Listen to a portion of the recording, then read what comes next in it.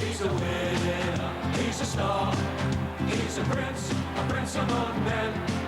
Always going way too far. He's a prince among men. He's always right, cause he knows what's right. Winning is his game, he's always said.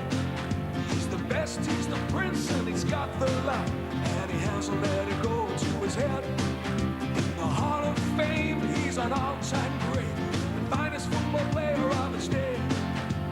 Patted on the back by the hand of fate. And I wouldn't have it any other way. He's a winner, he's a star. He's a prince among men.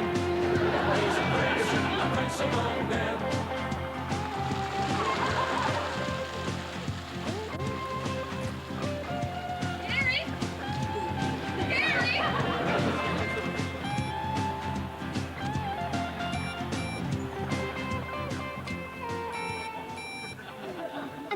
Once on the invitations, but I just couldn't sleep last night for worrying about the menu.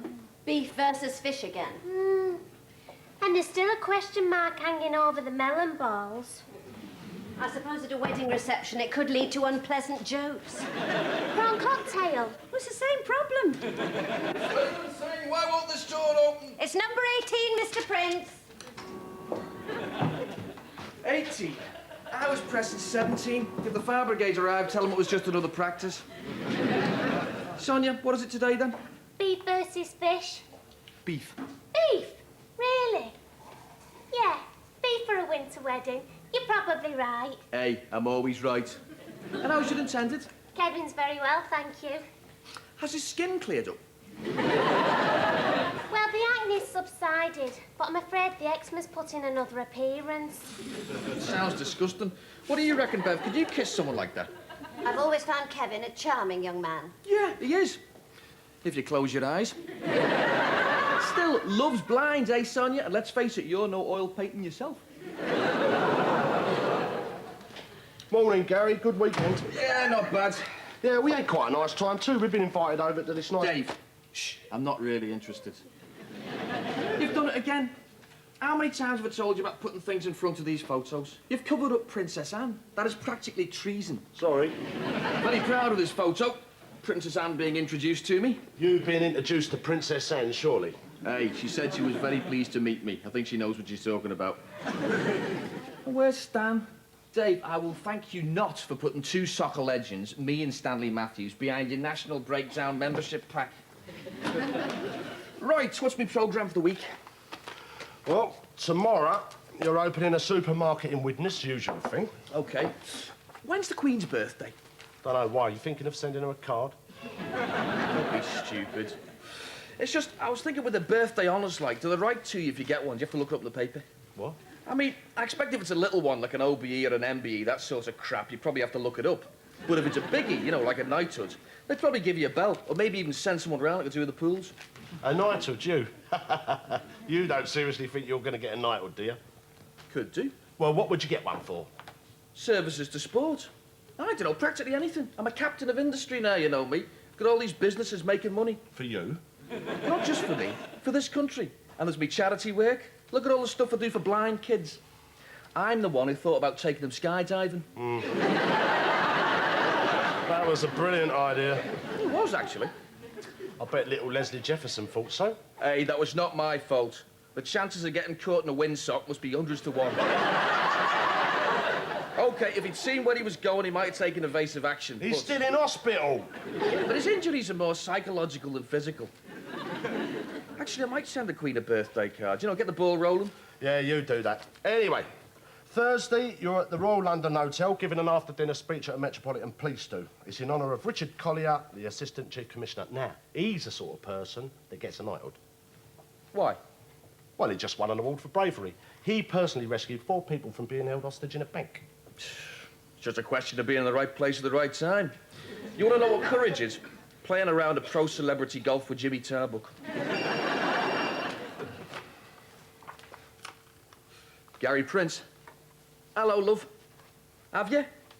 Hang on a second. It's Liesl. Got herself trapped in the house. OK. Really?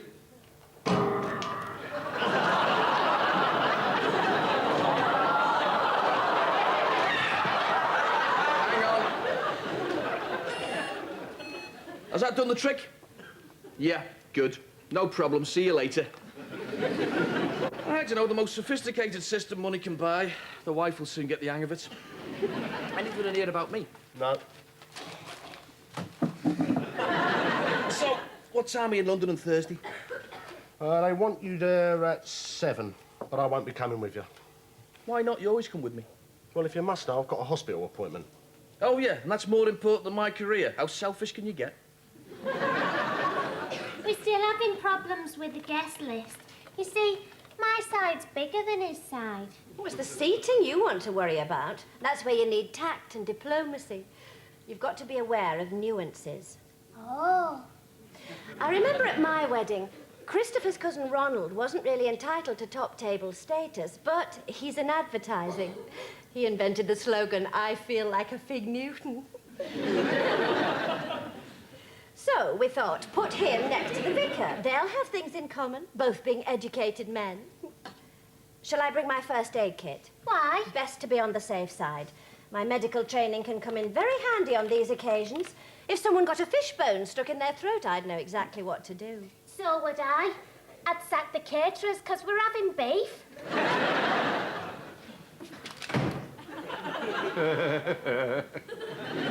Really? Well, Trumper never did know when to stop. Remember Founders' Day? First matron, then the badger. No wonder he was gated. Mark, we need to talk about the knitwear. Well, look, you must bring Daphne and the kids up for the weekend. Or maybe you'd rather bring your wife. I'll leave it up to you. Well, thanks for the nod. I'll get on to the broker. Yeah, right you are. Talk to you soon, Shagger. Shagger? Who's Shagger? Shagger Wallace. He's number 2 at the Treasury. We were in the same house at Marlborough. I should have known. He's just given me some rather useful inside info about the futures market. Isn't that illegal? Not if you were in the same house, no. Now, then it's called friendship, being a chap. Not that you'd know. Yeah, look, we need to talk about the knitwear Just a minute. company. Pongo, it's Donkey. Just been talking to Shagger. Word to the wise, get into rubber. My pleasure. Do what? Hey, I don't pay you to sit here chatting to your pervy pals. Business. It's through Pongo Portman that we bought the knitwear company so cheaply. I owed him a favour. That's how business is done. And who the hell's Pongo Portman when he's at home? The 4th Earl of Highbury. At school with him as well, were you? Of course not. He went to Eton. Then I roomed with him at Cambridge. You people make me sick. You think you run this country? Yes. Yeah, well, you might have fancy friends and a fancy family, but don't forget you work for me. Well, I'm sorry if it offends you that I have a pedigree. I've got a pedigree, chum. But I don't brag about it. Well, I don't blame you. If I had a family like yours, I'd keep quiet about it too. Mr. Fitzherbert, I've got the logo for the new knitwear range here. May I say it's very tasteful. I'll take that. You chose this, did you? Yes. It's rubbish. You haven't looked at it. Yeah, it's rubbish. Looks like a sheep with a crown on. It's a Cheviot. It's the Cheviot Woolen Company, so a Cheviot seemed appropriate. Well, it doesn't look like a Cheviot. It looks like a sheep. A Cheviot is a breed of... Oh. Anyway, it's not going to be called that anymore. That's what I was going to tell you. From now on, it's going to be called the Gary Prince Knitwear Company. How original. Not original, smart-ass, but shrewd. Get your name up front, get your name on the product. From now on, I want my name on everything I own. As you wish. Just seems a trifle egocentric. Yeah, well, it wouldn't work with your name, would it? Mark Fitzherbert. People wouldn't know whether it was your name or a description of what you get up to.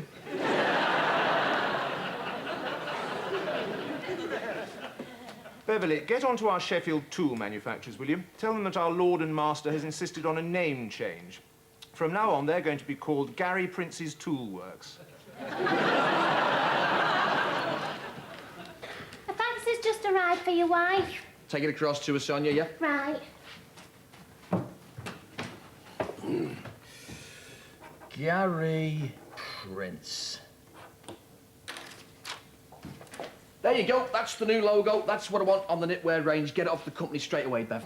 Actually, it's Beverly, Mr. Prince. Hey? Beverly, not Bev. Yeah, I know that. Get it off straight away, Bev. There's a good girl. Ja, gut. Dr. Zimmer is flying over on Thursday. He wants me to translate his book from German into English. You're very clever being able to speak German. Well, I am German. Yeah, but even so, it's very clever of you. I don't think I'd have ever been able to learn it. You would have done if you had been born in Germany. No. I don't think so. I'm just not as bright as you. What's the book about? Your past life regression.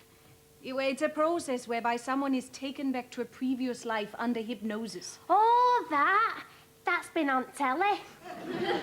You know, I often feel I've been here before. You have. You come here almost every day. No, I mean here on Earth. If I did have a previous life, do you think Kevin was in it? Oh, I don't know anything about it. I'm just a translator. I should think he was, because it's a funny thing. But from the moment we met, we seem to know all about one another. We've got so much in common. For a start, we've both got irritable bowel syndrome. Really? Yeah.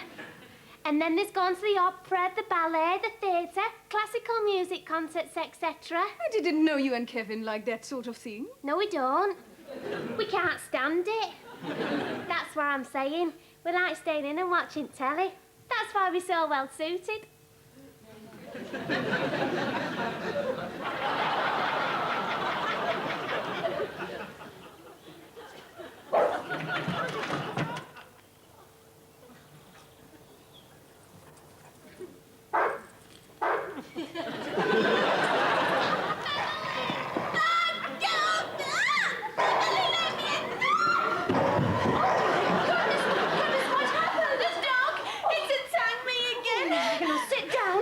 Relax. You're probably in shock.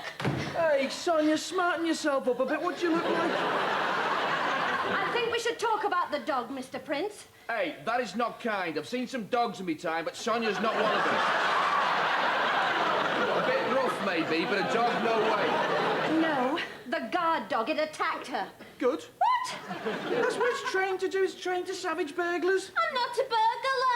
Hey, Sonia, it's only a dog. It can either be expected to inquire politely what your business is before it bites you. Be reasonable. Now the son dog, put down! 3 years running, he was voted fairest and most loyal player.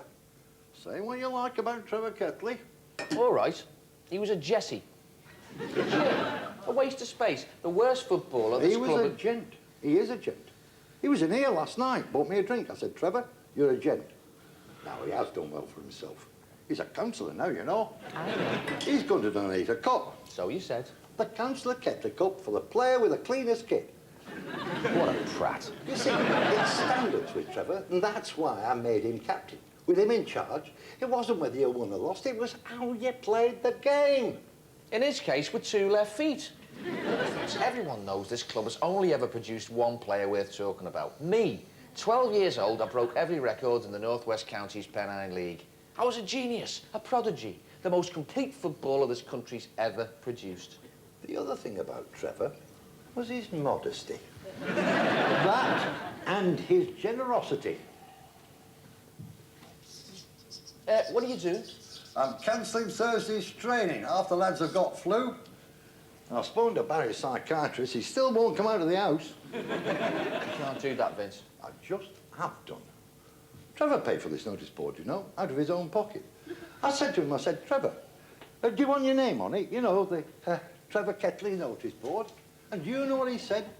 Thank you, but no thank you. That's the sort of chap he is. Modest and generous to a fault. Vince, it's only a notice board. I paid for this old clubhouse. The bar, the changing rooms, the lot. The money I got from my first transfer went into this place. Thousands and thousands of pounds. Well, that's just showing off. Anyway, you have your reasons. What's that supposed to mean? Well, it's obvious, isn't it? When you played for us, you're only a lad, 12, 13. Couldn't get a drink at the bar. First time you get some money, what do? You build a bar. Besides me if you're an alcoholic. That's all the thanks I get, is it? That's all you'll get from me. Don't know why I keep coming here. I do. I've still got 1 or 2 things to teach you. I was your guide, your mentor, your canoe. No, it's not canoe, is it? It sounds like canoe. What is it? Garoo. I was your guru. I was a father you never had. What are you talking about, Vince? I've got a father. I know you have, but it's not me. I'm the father you never had. Something to be grateful for.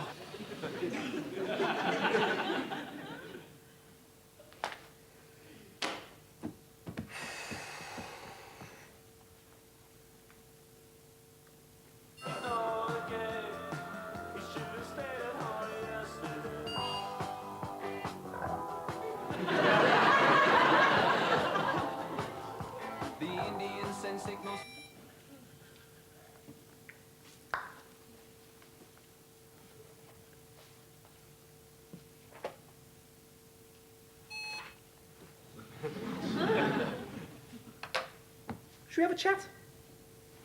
All right. What sort of a day have you had? Brilliant. Marvellous, wonderful, as usual. Thanks for asking. Hey, Sugar, do you fancy a nose job? What? Do you want another nose, a new one? What do you mean? Is there something wrong with my nose? No, it's a great nose, as far as noses go. It's just, I read this article, cosmetic surgery, very expensive, so I thought, why not? Let's go for something bigger and better. I don't want a bigger nose.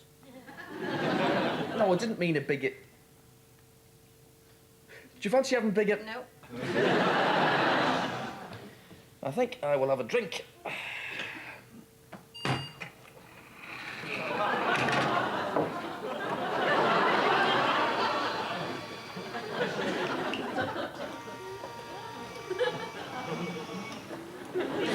I've got to go to London on Thursday to do an after-dinner speech. Dave's supposed to be coming with me, but he's busy apparently, so you fancy coming with me instead? I can't on Thursday. Come on. You know I hate being on my own. Please. Darling, you don't need me to hold your hand, huh? Well, I do, actually. You know, we should spend much more time together. Do you remember the old days in Munich? We were together morning, noon and night. Yes. Well, Bayern were paying me to translate for you and generally look after you. Not at night, they weren't. You were the first proper Englishman I'd ever been out with. And there was nothing proper about me. No, you were very bad, which was very good. So, gonna come with me then? No, I'm sorry, I can't. Mwah. I've got to see a man about a book.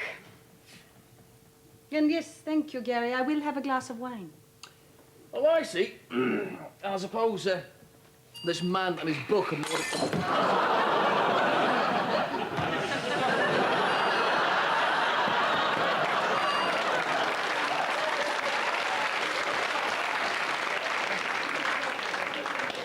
Gary, what are you doing?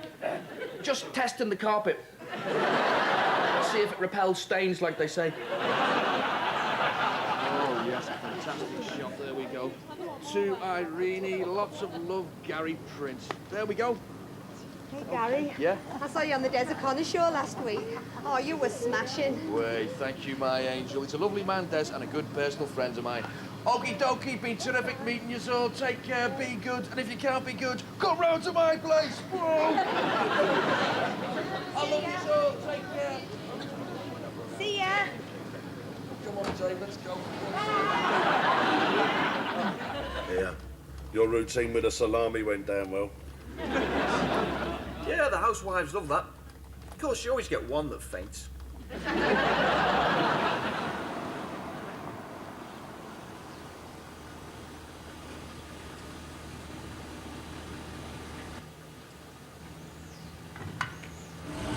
Hey, that's our Brian. Nah, it couldn't be Brian. He lives in Australia. What would he be doing here? No, it was him, I'm sure of it. OK, it was him then. He's in England for a couple of weeks. He's here to see your mum and dad. And how do you know? Because he came into the office on Friday. I was in Scotland on Friday. I know, that's why he came in then. Dave, why would he do that? Why would he come all the way from Australia and not see me? Because he can't stand the sight of you. Brian is me brother. Yeah, and he hates your guts. Your mum and dad don't like you either. Dave, that was a misunderstanding. Just a family tiff. No, honestly, they really don't like you at all. Dave, you don't understand. That is what northern families are like. It's banter, it's humour. Deep down, they love me. Deep down, they loathe you. That's why they firebombed your Mercedes. That was a gag. They're always burning motors round our way. Yep. Few messages from this morning. The police rang to say they'll be videoing the dinner on Thursday. There'll be cameras there. OK. The Daily Mail phoned. They're doing a celebrity survey. They want to know what you think about the Shaftesbury 2. Who are they? Those two blokes had just spent 10 years in prison for a murder and they didn't do it. Yeah, well, I'd have hung them. They didn't do it. Says who? Well, everybody. Even the man they're supposed to have killed. Hey, Sonia, I'm not going to get into a debate about law and order with you. Frankly, you're out of your depth. Dave, the point is, if they'd hung them in the first place, you wouldn't have any of this argy-bargy. End of story. You're probably right, Gary. Hey, I'm always right. I'm a bit fed up about this do on Thursday. I don't want to go on my own. What's wrong with you? What's your hospital appointment for, anyway? There's nothing wrong with me. If you must know, I'm going to see Leslie Jefferson. Who? Leslie Jefferson, you know, blind Leslie Jefferson. Oh, I see. Now the truth comes out. You're off to see some ancient two-bit blues singer. No. Leslie Jefferson is the blind kiddie you took skydiving and threw off the plane. Hey, Dave, don't keep saying I threw him. I didn't. I pushed him a little, maybe, but he jumped of his own free will. So when do you hope to publish Dr. Zimmer's book? I see. Gosh, really? He won't be expecting that. I'm sure he'll be delighted. There must be an awful lot of research. And they go into the life in that sort of detail, do they? And it's all in the book. No, I won't say a word to anyone. Yes, I'll see you on Thursday. Bye.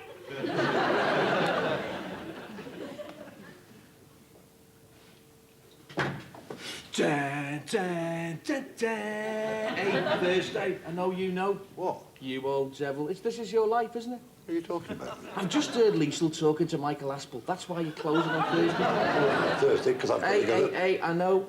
I've got it sussed. Razor sharp, me. Suddenly, everyone is busy on Thursday. You, Liesl, Dave, and I'm going down to London on my own. Oh, yeah? Then they say there's going to be cameras at this too. I tell you, it's all one big setup. Of course, our Brian, they've flown him over. All the way from Australia. Hey, Vince, he's not going to last, is he? That would ruin the whole evening for me, that would. I don't know what you're on about. You see, I've always had this vision of me at the end of the programme. Glenn Oddle shaking one hand, and a couple of little kiddies, orphans or something, kissing the other. That's where Dave's gone. He's gone to the hospital to pick up that little blind lad. Brilliant, I know. At the end of the show, I'll run back, pick him up, take him by the hand, and gently lead him forward. I don't know anything about this. You got to say that, Vince, otherwise you give the game away. I think you've finally gone off your head. Hey, don't be rude, otherwise I won't recognise your voice. You'll do your funny phrase, and then they'll say, here he is from Fernie Heath Football Club, your very first club manager, Vince Hibbert, and I'll say, never heard of him. Vince, what actually are you going to say anyway? Do you know something? You're a complete dickhead. I don't think you can say that on telly.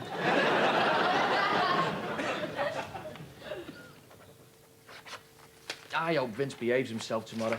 Right, what's he doing tomorrow? Very good, Dave, very good. Hey, better phone me mum. You ain't phoned her in years. That's why I better phone her, make sure I recognise her voice. No. Wrong pocket, man.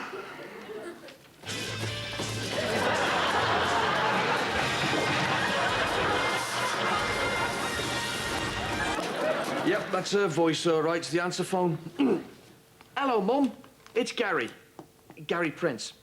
I just phoned to say that I love you, and I've completely forgiven you for firebombing me Mercedes. And I hope you've forgiven me for having you arrested. Still, I expect the 6 months just flew by. Love to Dad and to Brian, if you speak to him. God bless. That should do the trick. What's your game? Dave, there's no game. You see, at heart, I'm just an ordinary lad who loves his mum and dad. Do you want to write that down, just in case anyone asks you? Mr. Fitzherbert thought you might like to see the Gary Prince sweaters. They've just arrived. Hey, love to. Dave, that's an idea. Get everyone to wear one tomorrow, even Glenn Oddle. What? Great publicity. This was your idea, was it? It certainly was, and very nice it is too. I like it. Good. We've got lots of them here. Discreet, tasteful, me. Hang on, it's on the back. Yes, well, that's where you put it. They copied the design you sent them precisely. So, what's on the front? I'm terribly sorry, Gary. I just sent the piece of paper you gave me. You stupid pair of...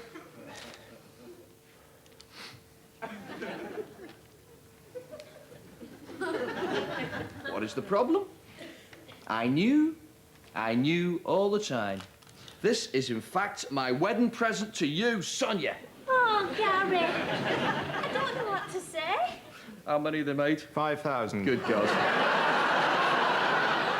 Better be a big wedding, Sonia.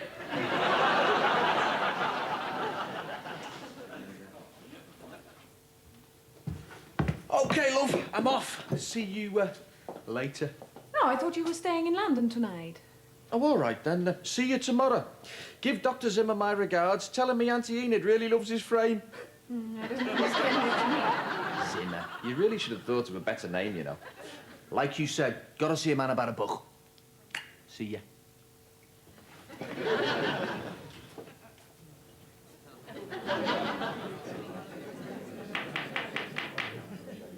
Ladies and gentlemen, we all have something in common with tonight's guest speaker, putting them away. With us, it's villains, and with him, it's balls. You said it, boss. Gary Prince was one of the finest footballers this country has ever produced. Hey, what do you mean, one of them?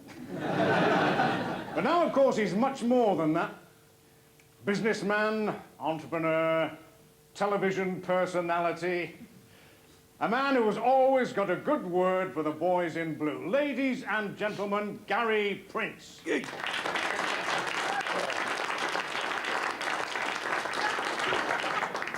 Ladies and gentlemen, it's an honour and a privilege to be with you here this evening. As the boss man says, I've always tried to do me bit for the boys in blue, but to be honest, I prefer to do it for the girls in blue. Anyway. Gary, I'm so sorry to interrupt you there. Oh, God, this is incredible.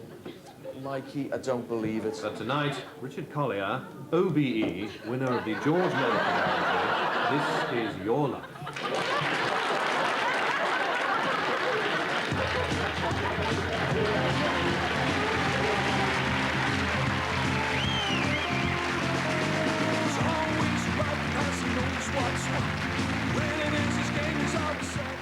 More from A Prince Among Men next Monday at 8:30 here on BBC One. And the comedy continues tonight in half an hour with Clive Mantle and Sarah Lancashire. Bloomin' marvellous.